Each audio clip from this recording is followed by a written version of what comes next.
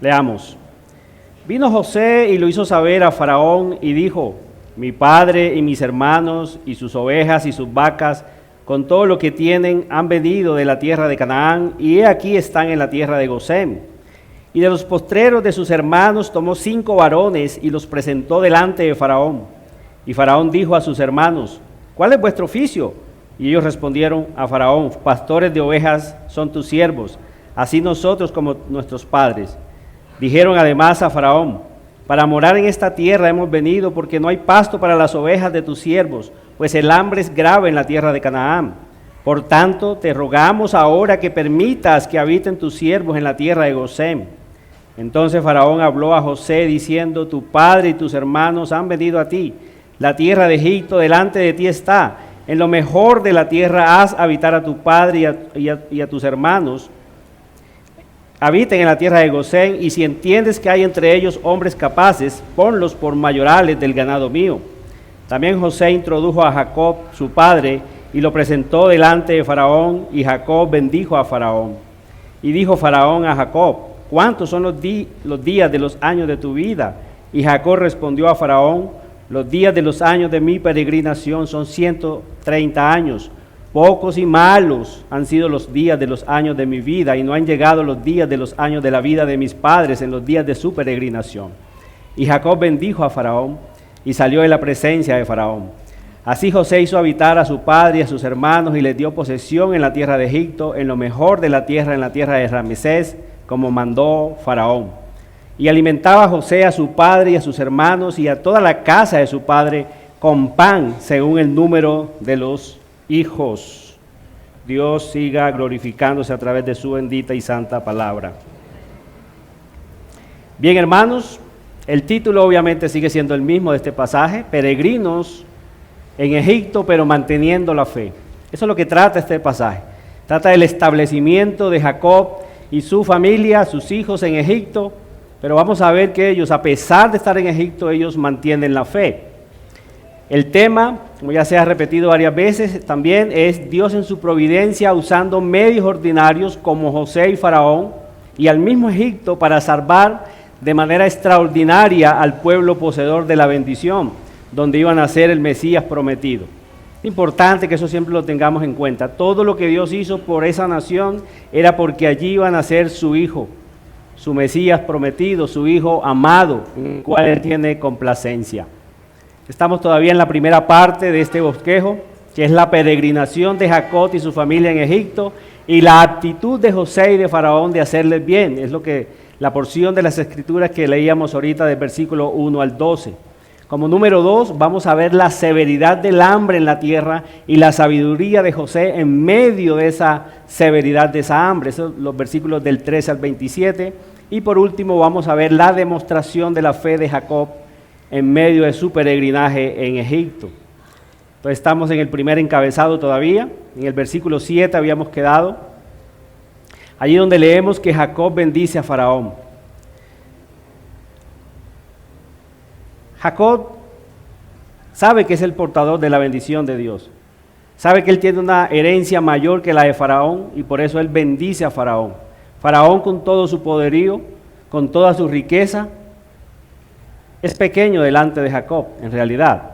Esto lo digo porque si seguimos las escrituras, en Hebreos 7:7 dice que sin discusión alguna el menor siempre será bendecido por el mayor, refiriéndose a ese acto cuando Abraham se encuentra con Melquisedec. Abraham era el receptor de las promesas de Dios. Dios lo había llamado a él con un llamamiento especial, pero se encuentra con un hombre misterioso un día llamado Melquisedec, y él sin discusión alguna tiene que aceptar que Melquisedec es mayor que él y tiene que aceptar la bendición de Melquisedec, y Abraham le da también los diezmos de todo lo que se había ganado en esa guerra para rescatar a Lot, si se acuerdan.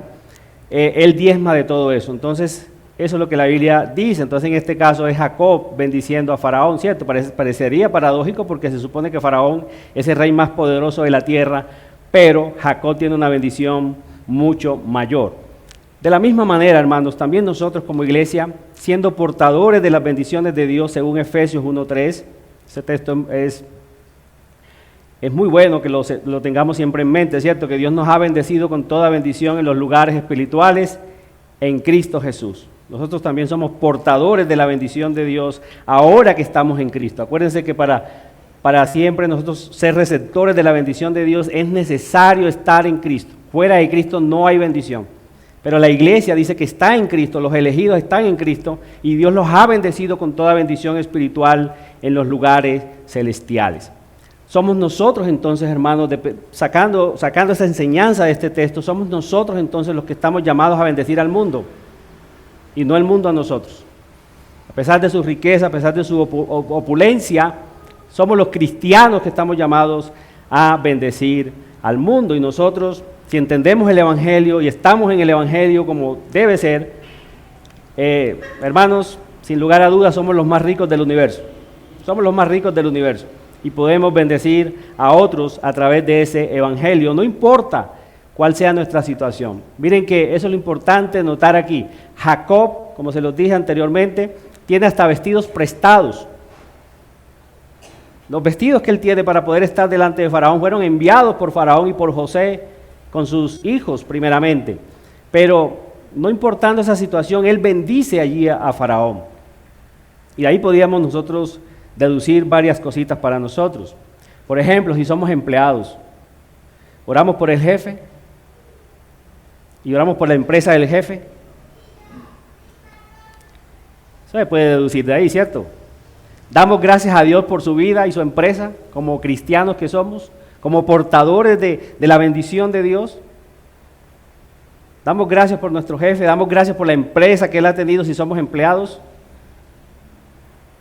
O vivimos amargados porque ellos tienen más que nosotros económicamente. O lo tenemos como un explotador. Hermanos, si Dios nos manda a bendecir aún a nuestros enemigos, acuérdense, eso es Mateo, a los que nos hacen mal, esto es Mateo 6, ¿cuánto más debemos de bendecir a aquellos que en su divina providencia Dios utiliza para hacernos el bien? Es la divina providencia la que le permite a un empresario hacer empresa. Y ese empresario obviamente nos da empleo, después que muchos de ellos con mucho esfuerzo han hecho empresa. Estos principios, hermanos, sin lugar a dudas los podemos sacar de este pasaje. Entonces, hermanos, un cristiano, y aquí quiero ser enfático en esto, dada a la connotación de donde estamos, y de lo que se está diciendo lamentablemente de nuestro gobierno, un cristiano no puede convertirse en un activista en contra de los empresarios diciendo que son explotadores. Habrá uno que otro lo habrá, no estoy negando esa realidad. Pero el cristiano tiene una bendición superior, su mente está puesta en el reino de los cielos. Él sabe que que en este mundo es un peregrino, él sabe que lo espera una bendición superior. Y el cristiano no puede vivir amargado, aún si ese jefe de él es de verdad un explotador. Lo que hay en él es superior, y eso lo debe llevar a bendecir a su jefe y a la empresa de su jefe. Pero hay muchos que tienen a los empresarios como esclavistas, son los culpables de nuestra pobreza, es decir, si yo soy pobre, el culpable es el rico, culpables de la desigualdad que hay en el mundo. Se escucha que son codiciosos, que son culpables de las guerras de nuestro país. ¿Y qué pasa con esto? Obviamente esto fomenta tanto la lucha como el odio de clases. Y el cristiano no puede caer en eso. El cristiano tiene una bendición superior, él tiene un rey superior, y eso lo debe mantener gozoso de este lado de la vida. Eso es lo que Jacob te está mostrando aquí, bendiciendo a Faraón en vez de maldecirlo. ¿Qué tal que Jacob se hubiese presentado delante de Faraón, ve su pobreza, ve que tienes un vestidos prestados y considera las riquezas de Faraón y dice, el culpable en mi pobreza eres tú, Faraón? ¿Qué tal que Jacob te hubiese dicho eso? Eres un oligarca explotador, Faraón. Eres un codicioso. ¿Qué tal que con resentimiento en su corazón y motivado por la envidia, en vez de bendecir a Faraón, lo hubiese maldecido? Grave la cosa, ¿verdad? Ahora, ¿qué dice la Biblia con respecto a los ricos y pobres? ¿Qué dice? ¿Han leído Proverbios 22:2? El rico y el pobre se encuentran. Leanlo ustedes. Tremendo. A ambos los hizo Jehová. En su divina providencia, hermanos, siempre va a ser así. Unos van a tener más, otros vamos a tener menos. Unos Dios le dio la capacidad de hacer empresa, otros nos dio la capacidad de ser empleados. Entonces se dicen muchas mentiras, hermanos, se dicen muchas mentiras y muchos lo están creyendo. Nuestros jóvenes están creyendo esto. Nuestros jóvenes quieren hoy día nacer pensionados ya. Y con una pensión no poquita, con una pensión que sobrepase siquiera los 10 millones. Sin haber trabajado, sin nada de eso. Este pasaje, una de las enseñanzas fundamentales que podemos aprender es que aquí se trabaja, se produce. Y es lo que vamos a estar viendo. Entonces el actual gobierno, hermanos, trata de engañarnos lamentablemente. Trata de engañarnos, está engañando a nuestros jóvenes. Cuando utiliza este lenguaje violento en contra de aquellos que tienen. Ahora, ¿quién da la capacidad de hacer riquezas? La Biblia también da la respuesta. Deuteronomio 8, de 16 al 18, ¿qué dice? Mire Dios hablándole aquí a su nación. Ellos están ya, Dios les está diciendo que ellos van a entrar a la tierra prometida, van a habitar casas que ellos ni siquiera construyeron, van a ser dueños de una riqueza que ni ellos siquiera formaron o ellos van a hacerse ricos allí en esa nación. Pero mire lo que dice. Dice que te sustentó con maná en el desierto, comida que tus padres no habían conocido, afligiéndote y probándote para la postre hacerte bien. Todo el proceso por el cual Dios los pasó por ese horrendo desierto, a la postre era hacerles bien, dice Dios. Versículo 17 dice, y digas en tu corazón, mi poder y la fuerza de mi mano me han traído esta riqueza. Si no, acuérdate de Jehová tu Dios, porque Él te da el poder para hacer las riquezas, a fin de confirmar su pacto que juró a tus padres como en este día. ¿Quién da el poder entonces para hacer la riqueza? Dios. ¿Quién da la habilidad a un empresario para hacer empresa?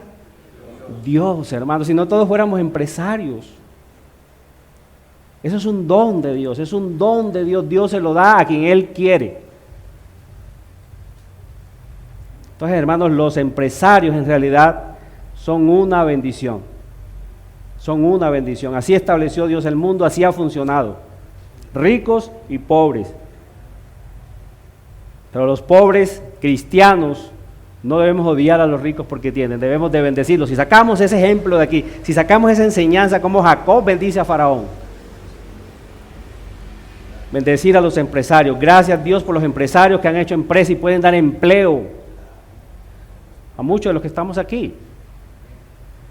En nuestro peregrinaje por este mundo, eso nos ayudaría, nos va a ayudar y nos está ayudando. Por lo general, hermanos, estos que a lo largo de la historia, cuando hemos leído la historia, los que vienen con este discurso de que ayudan a los pobres, ellos se presentan como los mesías, salvadores, defensores y salvadores de los pobres, y que son los que vienen, los elegidos para acabar con la desigualdad. En la mayoría de veces resultan peores que los que ellos acusan. Y eso, mientras preparaba esta clase, me acordaba de Judas. ¿Se acuerdan de Judas? Viene una mujer con un tarro bien costoso, ¿cierto? Un tarro de alabastro, de perfume, se lo echa al Señor, lo unge. ¿Y qué dice Judas? ¡Oh, qué desperdicio! ¿Sí o no? Esto era mejor si hubiese vendido y dado a los pobres.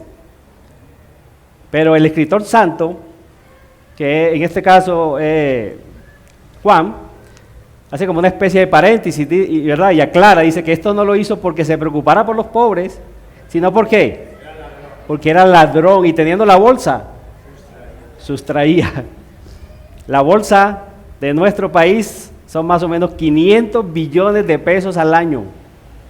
500 billones de pesos tiene de presupuesto una nación. Entonces, cuando ellos se presentan como los mesías, como los que van a acabar con la pobreza, en realidad quieren la bolsa, hermanos, porque teniéndola, la mayoría de hombres revelan el corazón de Judas. Otra vez, hermanos, el cristiano no puede caer en esto.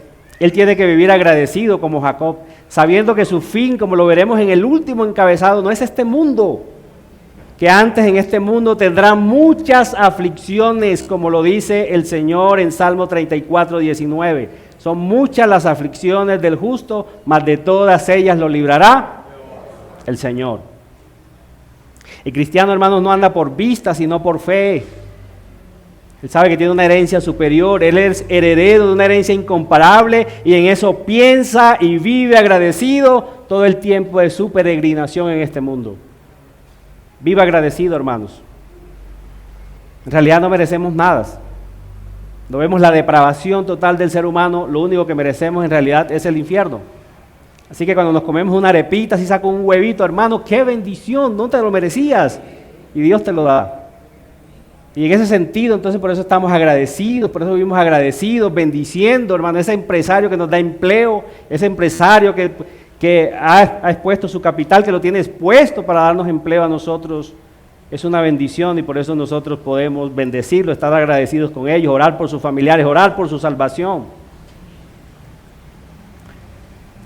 Ahora, ¿en qué condiciones está bendiciendo Jacob a Faraón? Miren el versículo 8 vuelve a ratificar lo que ya les había dicho, y dijo Faraón a Jacob, bueno, ese era el 7, era el que dice que, el 10, es el que va a decir otra vez que Jacob bendice a Faraón. Pero el versículo 8, y dijo Faraón a Jacob, ¿cuántos son los días de los años de tu vida? Miren quién está bendiciendo a quién, y qué va a responder en el versículo 9, Jacob.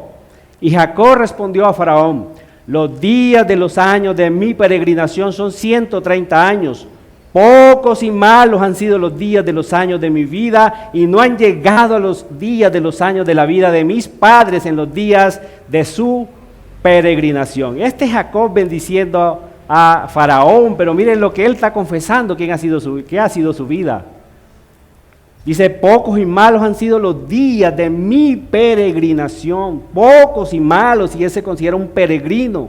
Y si consideramos, hermanos, la palabra pocos, bueno, son pocos en comparación con los años de sus padres. Abraham vivió 175 años, Isaac vivió 180 años, pero Jacob solamente va a llegarle los días a los 147 años. Son pocos en comparación con la vida de sus padres. Comparados con la eternidad, obviamente palidecen más, ¿cierto? Dice, y malos, si tomamos en cuenta que la vida de Jacob fue de muchas penalidades y aflicciones. Si hay alguien que se caracteriza por penalidades y aflicciones, ese fue Jacob. Huyendo y riñendo con su hermano desde su juventud porque lo quería matar. Se va completamente sin un peso de Canaán, sin dote alguna, para pretender una mujer, no llevaba nada, no llevaba ni un pesito, como decimos secularmente. Su sueldo va a ser cambiado 10 veces por Labán también. Después se viene de Padán Aram, como se fue escondido por miedo a su suegro y con miedo de regresar a Canaán, por miedo a su hermano Esaú, que también lo estaba esperando para matarlo. Entonces era como que si regreso o me voy, ¿cuál de las dos cosas es peor? Ese es Jacob, esa es su vida. Su única hija, entonces cuando viene allí a Canaán es violada, su única hija Dina, sus hijos se vuelven asesinos a través de este evento.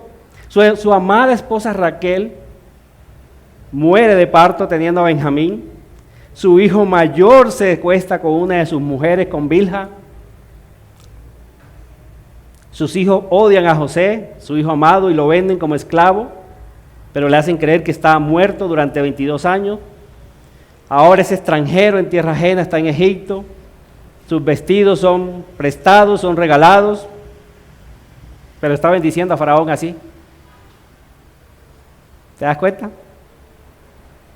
¿Creemos que nuestra vida ha sido peor que la de Jacob? ¿Que no podemos bendecir a otros? ¿Que no tenemos alegría en nuestro corazón, sino que vivimos amargados? La vida de Jacob ha sido entre las tinieblas y la luz, entre el dolor y la alegría. No obstante, hermanos, lo vemos bendiciendo y no maldiciendo a un hombre que económicamente tiene mucho más que él.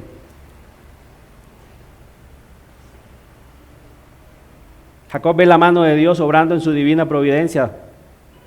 Él sabe que la riqueza que tiene Faraón se la dio para que Faraón lo bendijera a él. Y es lo mismo, hermanos, la riqueza que tiene tu patrón se la dio para que te bendijera a ti dándote empleo.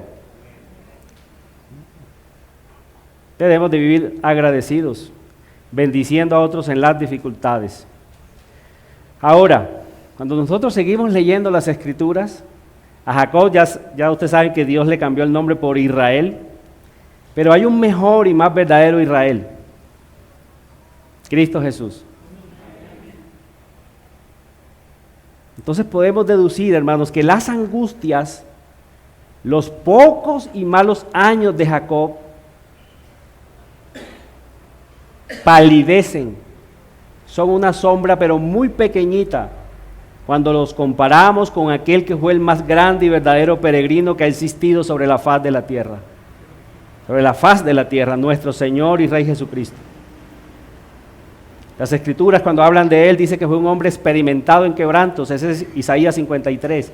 Un hombre experimentado en quebranto. ¿Qué significa? Que él no solamente sufrió en la cruz. Es un hombre que durante toda su vida fue agobiado por Dios, porque Dios lo trató a él como si hubiese sido el peor de los pecadores. En Mateo 8:20 dice, Mateo 8:20 leemos de él. Él mismo expresa esto. Jesús le dijo, las zorras tienen guaridas y las aves de los cielos nidos, mas el Hijo del Hombre no tiene dónde recostar su cabeza. Él también tuvo que descender a Egipto siendo muy pequeño, acuérdense, porque había un rey malvado en su propia nación que lo quería asesinar. Fue rechazado por su propia nación, rechazado por su propia comunidad donde creció, Nazaret.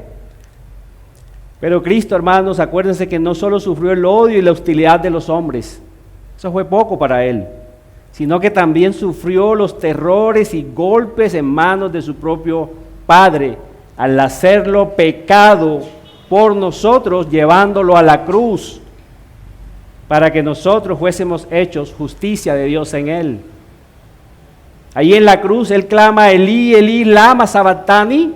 Esto es, Dios mío, ¿por qué me has desamparado? Allí en esa cruz durante esas 3 horas él estaba sufriendo el infierno en las manos de un Dios airado, ejecutando venganza por el pecado de su propia iglesia. Él fue sustituto por su iglesia. Y las Escrituras, hermanos, afirman que es horrenda cosa caer en manos de Dios vivo, ese es Hebreos 10. Muriendo a los 33 años aproximadamente y poder decir de él que pocos y malos fueron sus años. Pocos y malos fueron los años de nuestro Señor sobre la faz de la tierra. Porque Dios lo trató como si hubiese sido el peor criminal de todos, acortando sus días, sujetándole a padecimientos a causa de ti y de mí. Hermanos, ante tal sufrimiento los demás palidecen. Son muy pequeñitos, incluidos de Jacob, incluido el nuestro. No obstante, ante tal adversidad lo vemos también a él bendiciendo a sus enemigos, clamando delante del Padre por ellos cuando dijo, Padre, perdónalos porque no saben lo que hacen. Hay un mejor y más perfecto Jacob. Jacob bendiciendo a Faraón en el momento más crítico de su vida, pues hubo uno mejor todavía. En el momento más crítico de su vida lo que salió fue bendición. Padre, perdónalos porque no saben lo que hacen. Jesús bendiciendo a sus propios enemigos en el momento más difícil, y nosotros como imitadores de él, hermanos, sabiendo que él es nuestro gran rey, debemos hacer exactamente lo mismo, sin que los demás se lo merezcan. Nosotros tampoco merecíamos bendición del Señor. ¿Quién se merecía la bendición del Señor? Ninguno. Debemos de bendecir y no maldecir, como dice la Escritura. Versículo 10. Y Jacob bendijo a Faraón y salió de la presencia. Miren que Moisés es reiterativo con eso. 2 veces incluye en su documento que Jacob bendice a Faraón. Versículo 11. Y así José hizo habitar a su padre y a sus hermanos y les dio posesión en la tierra de Egipto, en lo mejor de la tierra, en la tierra de Ramesés, como mandó Faraón. Versículo 12. Y alimentaba a José a su padre y a sus hermanos y a toda la casa de su padre con pan, según el número de los hijos. ¿Por qué Moisés en su documento aquí también trae esto a colación y lo recalca de José? Porque José está teniendo la misma actitud que su padre Jacob. Su vida en ese sentido era la misma. Su vida también había sido de sufrimiento, ya lo hemos explicado, ¿cierto? Cómo fue vendido, cómo fue esclavo de esclavos, cómo sufrió. Pero lo vemos haciendo exactamente lo mismo con sus hermanos. Lo vemos metido en el asunto del gobierno en Egipto, trabajando duro. Si hay algo que podemos aprender de la vida de José es que José es un trabajador incansable. Lo vemos trabajando duro, pero lo observamos de manera especial bendiciendo a los suyos, preocupado y trabajando por ellos, proveyéndoles alimentos y todo lo necesario, a pesar de que también le habían hecho mucho daño.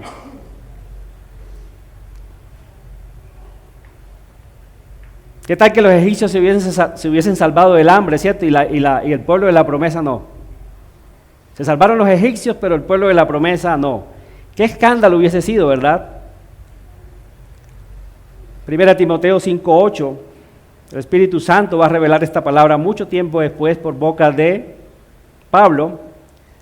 1 Timoteo 5:8 dice, porque si alguno no provee para los suyos, y mayormente para los de su casa, ha negado la fe, ¿y qué? Y es peor que un incrédulo. Aunque este texto no se había escrito obviamente en la época de José, José está aplicando este principio, lo está aplicando allí a su vida, él está bendiciendo a sus hermanos. Qué mal testimonio hubiese sido, ¿verdad?, si la familia de la promesa perece de hambre. La familia de la promesa murió de hambre por culpa de José. ¿Qué tal que eso hubiese sido nuestro texto hoy, cierto? Murió de hambre. Dios lo mandó delante de ellos para que los bendijera con alimentos, pero él rehusó hacerlo porque no fue capaz de perdonarlos. Pero vemos que el perdón de José fue un perdón completo. No es como el que utilizamos nosotros a veces, ¿cierto? Yo lo perdoné, pero no me pidan que le haga bien. Eso es otro cuento, ¿cierto? Ya yo cumplí con perdonarlos. Pero que tenga comunión conmigo, no. Ya se rompió y somos así como ya se rompió la confianza. Ya yo no puedo tener ahora comunión con ese hermano porque me ofendió. Es que él me ofendió. Pero José no tiene eso en su corazón. Él perdona de corazón y dice, vengan, estén cerca de mí, yo les voy a proveer alimentos, yo quiero tener comunión con ustedes. Y él los perdona de todo corazón. Y obviamente es porque José ve la providencia divina en todo esto, hermanos. Y él también vive de manera agradecida. Él sabe, él lo va a decir más adelante. Ustedes pensaron mal contra mí, pero Dios lo prosperó a bien. Y eso él lo entiende y por eso él está bendiciendo también a sus hermanos. Él bendice a sus hermanos, aunque le habían hecho mucho daño, no les devuelve mal por mal. Y así nosotros, hermanos, también tenemos que bendecir en la mayoría de las veces a las personas que nos han hecho daño. Perdón, en la mayoría de veces no, siempre. Ahí me equivoqué, siempre. Eso es lo que dice la Escritura, ¿cierto? No devolvamos mal por mal. Antes debemos devolver bien por aquellos que nos han hecho mal, porque somos imitadores de nuestro Señor y Rey. Ahorita lo vimos, ¿cierto? En su momento más crítico, bendiciendo a aquellos que lo estaban clavando en la cruz. Y hay una cita que me fascina, Colosenses 3, del 12 al 16. Miren por qué el Señor se toma, y aquí podemos ver el corazón de Pablo lleno del Espíritu Santo, escribiéndola a una iglesia, para que entiendan la profundidad de esas palabras, y creo que es muy pertinente para nosotros hoy. Dice, vestidos pues como escogidos de Dios, santos y amados de entrañable misericordia. ¿Saben qué significa entrañable misericordia? Que es algo que sale de adentro, de las entrañas. La Biblia cuando quiere decir algo profundo, el ser humano utiliza la palabra entrañas, no corazón, ¿cierto? Nosotros decimos, te amo con todo mi corazón.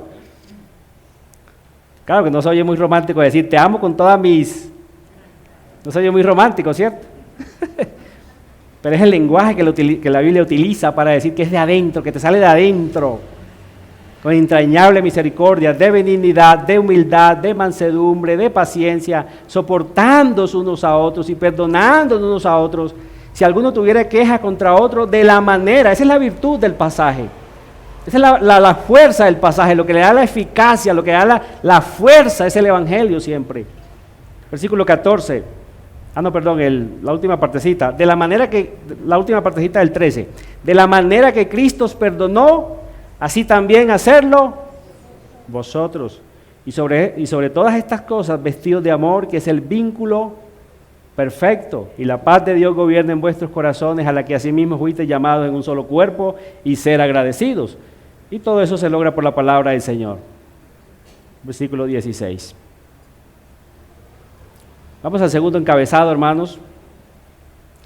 La severidad del hambre en la tierra y la sabiduría de José. Aquí algunos comentaristas ven a José como el pecado el único pecado que él cometió. No lo creo así de manera particular. Pero en esta sección vamos a ver que José se convierte en el conquistador de toda la tierra, a causa de la sabiduría y la capacidad administrativa que Dios le otorga. Vamos a ver en este pasaje que José no regala nada. Un gobierno no debe regalar nada, hermanos. Aquí hay que trabajar y trabajar. Es lo que vamos a ver en el pasaje. Producir para tener cómo comprar. Eso es, trabajar y trabajar para tener cómo comprar. No esperar a que todo nos lo den regalado. Un gobierno que promete todo regalado está destinado al fracaso. Y José lo hace como buen gobernante. José lo que hace es propiciar los medios para que la gente trabaje, pague impuestos y así el Estado egipcio se mantenga, la familia de la promesa se mantenga también y los moradores de la tierra puedan vivir también trabajando, produciendo. Eso es lo que muestra este pasaje rápidamente. No me puedo detener mucho en los detalles, pero es lo que muestra. Vamos a ver que a cambio de alimentos él negocia con ellos su dinero, sus ganados, su tierra y también sus propias vidas, pero va a sorprender la respuesta de estas personas, tanto de los egipcios como de todos los que van a venir allí a comprar alimentos. Es sorprendente la respuesta que van a tener ellos. Versículo 13. No había pan en toda la tierra y el hambre era muy grave, por lo que desfalleció el hambre de la tierra desfalleció de hambre la tierra de Egipto y la tierra de Canaán. Acuérdense que eran 7 años de las vacas flacas, raquíticas, ¿cierto? Y recogió José todo el dinero, ahí está lo primero que recoge de ellos, que había en la tierra de Egipto y en la tierra de Canaán por los alimentos que de él compraban, y metió José el dinero en casa de Faraón. Acabado el dinero de la tierra de Egipto y de la tierra de Canaán, vino todo Egipto a José diciendo: danos pan, ¿por qué moriremos delante de ti por haberse acabado el dinero? Versículo 16, y José dijo: dad vuestros ganados, el dinero, después el ganado, y yo os daré por vuestros ganados si se ha acabado el dinero. Y ellos trajeron sus ganados a José, y José les dio alimentos por caballos y por el ganado de las ovejas, y por el ganado de las vacas y por asnos, y les sustentó de pan todos sus ganados aquel año. Versículo 18. Y acabado aquel año, vinieron a él el segundo año y le dijeron: no encubrimos a nuestro señor que el dinero ciertamente se ha acabado, también el ganado es ya de nuestro señor, nada ha quedado delante de nuestro señor, sino nuestros cuerpos y nuestra tierra, es decir, la tierra allí. ¿Por qué moriremos delante de tus ojos, así nosotros como nuestra tierra? Cómpranos a nosotros y a nuestra tierra por pan, y seremos nosotros y nuestra tierra siervos de Faraón, y danos semilla para que vivamos y no muramos, y no sea asolada la tierra. Entonces compró José toda la tierra de Egipto para Faraón, pues los egipcios vendieron cada uno sus tierras, porque se agravó el hambre sobre ellos, y la tierra vino a ser de Faraón.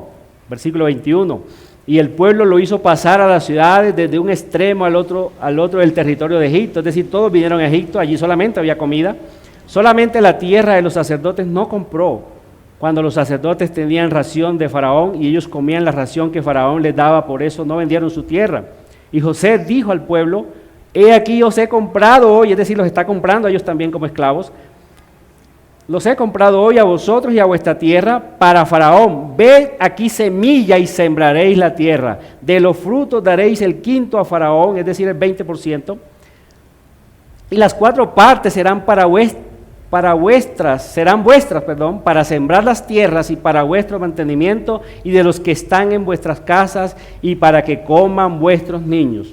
Y aquí está la respuesta del pueblo. ¿Cómo tomó el pueblo esto?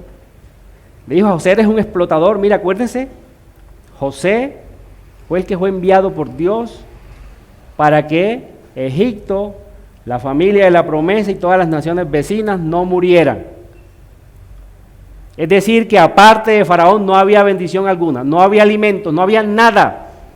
Y ellos van a reconocer eso. El versículo 25 dice, y ellos respondieron, ¿cómo respondieron? La vida nos has dado. Hallemos gracia en ojos de nuestro Señor y seamos siervos de Faraón.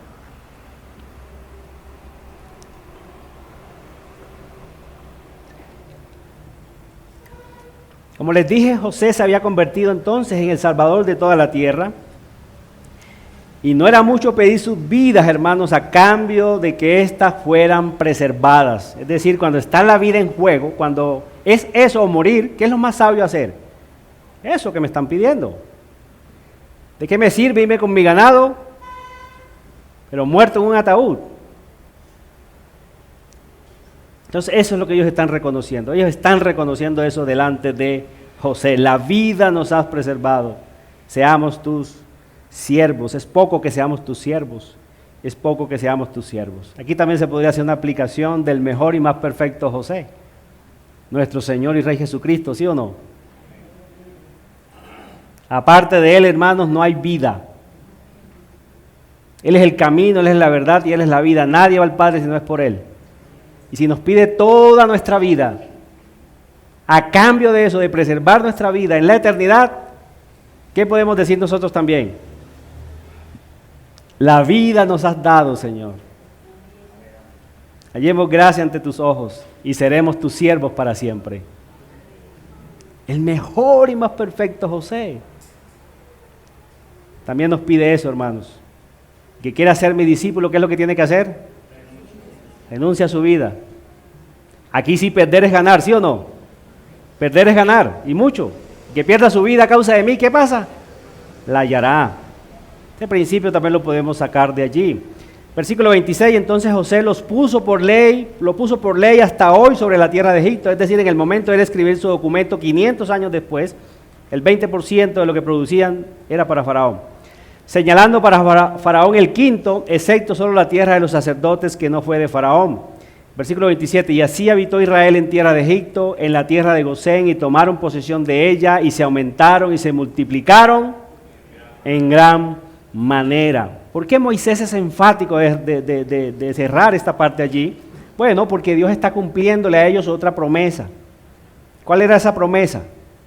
Que Dios los iba a bendecir, los iba a multiplicar, ¿se acuerdan? Eso fue lo que Dios le dijo a Abraham cuando lo llama en el capítulo 12, ¿cierto? Yo te multiplicaré. Yo les explicaba en esa clase que aquí Dios cuando llama a Abraham cambia el lenguaje. ¿Por qué? Porque cuando vemos que crea a Adán y a Eva en el huerto, Él les dice a ellos, multiplíquense. ¿Se acuerdan? Cuando sale Noé del arca, ¿qué le dice a Noé también y a su familia? Multiplíquense. Pero cuando llama a Abraham, ¿qué es lo que dice Dios? Yo te multiplicaré, yo te bendeciré. Y eso es lo que Dios está cumpliendo aquí. Todos aquellos de fe, hermanos, somos hijos de Abraham. Y somos contados como las estrellas que están en el cielo, en multitud. Porque Él lo prometió y Él lo está cumpliendo. Lo cumplió aquí y lo está cumpliendo todavía, hermanos. Si tú eres un verdadero creyente, si somos verdaderos creyentes, estamos allí en cumplimiento de esa palabra del Señor. Lo que Él prometió, Él lo está cumpliendo. Y por eso Moisés aquí es enfático en decir, y tomaron posesión de ella, se aumentaron, se multiplicaron en gran manera. Y eso también nos está preparando para la introducción al libro de Éxodo. Ya número 3, el último encabezado, la demostración de la fe de Jacob en su peregrinaje. Leamos los versículos del 28 al 31. Y vivió Jacob en la tierra de Egipto 17 años. Miren la misericordia de Dios. Él está cansado. 22 años creyendo que su hijo José estaba muerto, pero lo encuentra.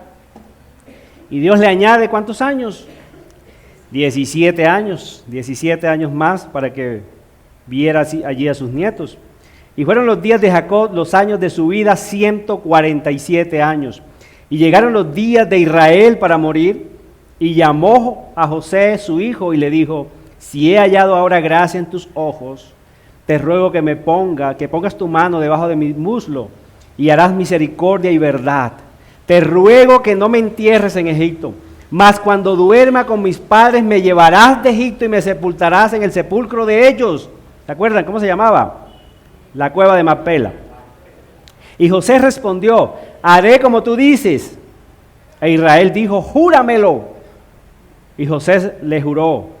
Entonces Israel se inclinó sobre la cabecera de la cama. Esto que acaba de hacer Jacob aquí, hermano, es una de las cosas que más se resalta en este texto.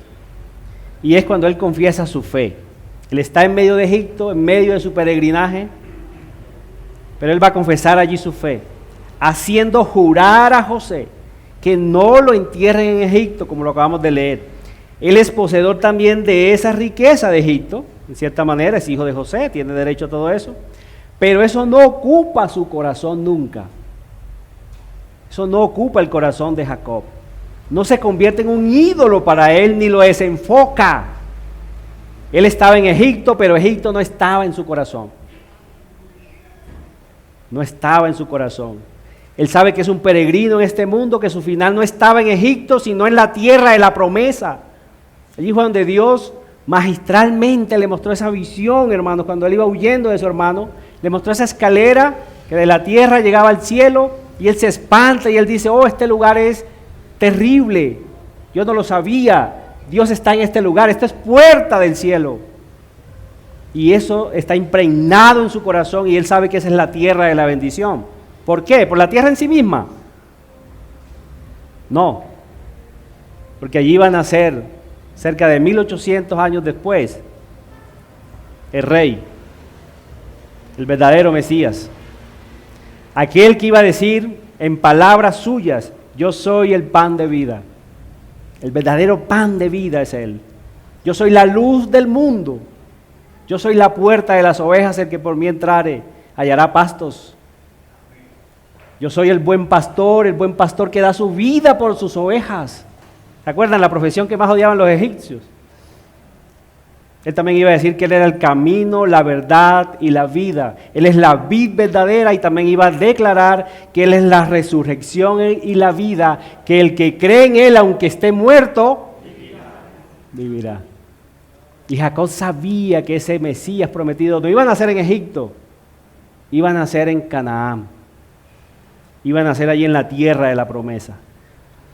Por eso el capítulo de la vida de estos hombres, de los patriarcas, se cierra magistralmente. Cuando usted lee Hebreos 11:13, dice, conforme a la fe murieron todos estos, sin haber recibido lo prometido, pero sino mirándolo de lejos y creyéndolo y saludándolo y confesando que eran extranjeros y peregrinos sobre la tierra.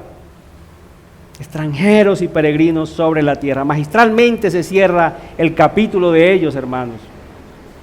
Esto impactaría obviamente a sus descendientes,